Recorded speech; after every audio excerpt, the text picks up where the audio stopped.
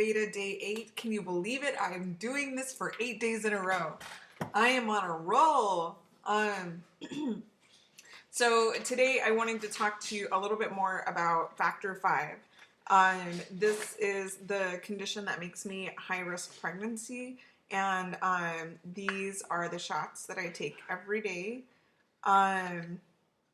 This is Lovenox. This is the generic version. Some people take heparin when they're at the end of their pregnancy. It's basically a blood thinner shot. So I'll talk to you a little bit more about this, but I want to just talk to you a little bit more about my background with it. And this is really, it's totally not even weight loss related. It is just for other people that might have this condition, that are Googling it, that are looking for people that had successful pregnancies. So my backstory on this is that I actually was not somebody that was diagnosed with this because of a miscarriage. Most people, stories that I've read about, people are diagnosed after they miscarry multiple times or have issues carrying to term. And once they have blood work done, they find out that they have Factor V. There's Leiden, and then there's another one. So for me, I have Factor V Leiden, and I have both alleles for it. It's a genetic blood disorder, so it's inherited. This has nothing to do with my weight whatsoever. But definitely you can help manage some of it by your, lifestyle changes and that sort of thing. So I was diagnosed a couple years before I got pregnant with my first son because my mom had a pulmonary embolism and she was hospitalized and was in critical condition in Texas. And her doctor pulled me aside one day at the hospital and said, "You have this genetic blood disorder, your mom has it, so you need to get tested, especially if you ever want to get pregnant, because it can cause a lot of complications." Some of the complications during pregnancy, basically I have a high risk of clotting, but with my doctors, when I am not pregnant, I only take a baby aspirin a day. I don't take blood thinners, so I'm asymptomatic. Do you need help, honey? Huh? Do you need help? No. Okay. I have such a wonderful husband who's such a great dad. He's got baby Gabriel. So I'm asymptomatic when I am not pregnant, meaning I have never had a history of a blood clot, but there may be a time later in my life as I get older that I might have to take blood thinners on a daily basis. But for now, it's just baby aspirin. So having known this, we were fortunate that, one, I was diagnosed before I ever got pregnant because I did not have the heartbreaking loss of having miscarriages. And two, I was able to be very proactive about my health and get on the shots right away. So I work with the only high-risk OB in our area, and he's the only OB/GYN that deals with high risk. So he's really fantastic. The waits at the doctor's office are really, really long, but he's been such a wonderful doctor, and this is my second successful pregnancy with Factor V. So basically what happens is that right after I find out that I'm pregnant, 6-8 weeks, once it's confirmed, I start taking these once a day in my stomach.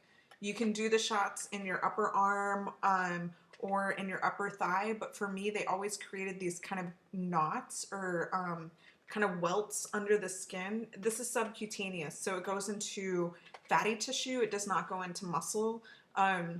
So you can only imagine how much loose skin I had to pinch in order to get the shots done. I don't bruise very much, but right now, post-pregnancy, I'm bruising pretty bad. So my stomach has a lot of bruises, like green bruises on them from the shots. So first trimester, second trimester, I did 1 shot a day the first pregnancy.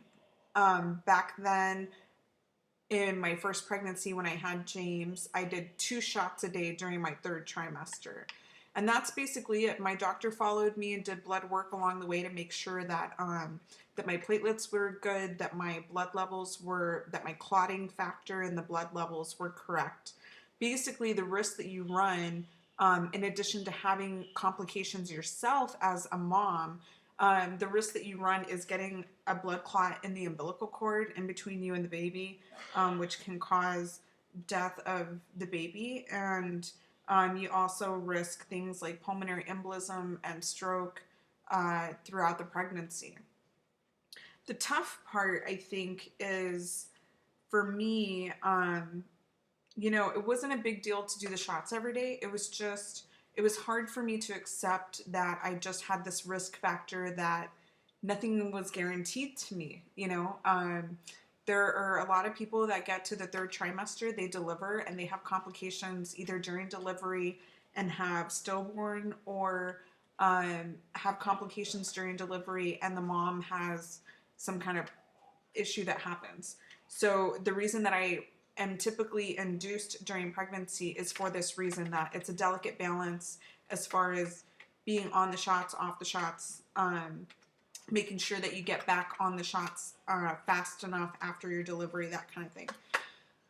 So I still have to do 2 shots a day now, 30 milligrams for the next 12 weeks. So I'm not done with the shots. Even though the baby's out, everything went great, I still have to take them. What I want to share with other people that have Factor V is just, if you think about it for too long, it can get really scary. And I know that there's success stories out there with people that have had multiple kids. And then I know for us, it was a really big debate on whether or not to even have a second child, because if something, God forbid, were to happen to me, or if we were to lose the second baby, I just feel it was a really hard decision for us to make, to kind of, I don't know, test our hand again.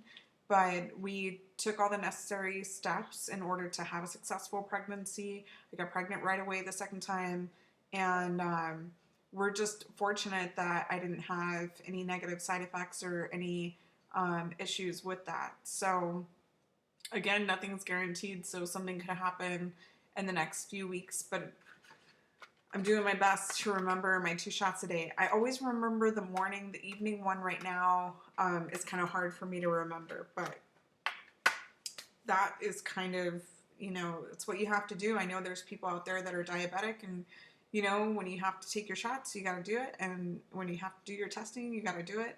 And it's just something that you do. But don't let the fear of what could happen stop you from completing your family the way that you would want.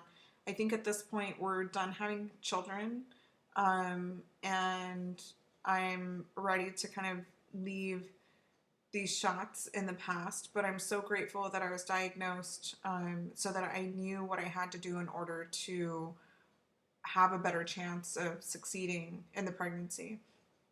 For those of you that are on the shots and you get kind of weary, or you feel like maybe there's so much high risk out there that you wonder why you should even try, I think if you work with a doctor that has experience with your condition and really stay on top of it, take care of yourself, feed yourself well, stay healthy as much as you can, you're doing everything that you can possible in order to have a healthy pregnancy and to have a healthy body for baby. So even though it's genetic and there's not a whole lot that we can do, staying on top of your condition, also, just monitoring yourself and making sure that you're in close contact with the doctor. Find the best doctor in your area. Find a specialist that knows how to handle this. Work with your hematologist if you have one on board already, so that you feel comfortable about your success chances. So that's a little bit about Factor V and, why I was considered high risk during my pregnancy. And I'm just looking forward to not having to do the shots anymore. The bruises are not fun. I've gotten a really good hand, though. And for somebody, even though I do have tattoos, I have one here and I have one on each shoulder.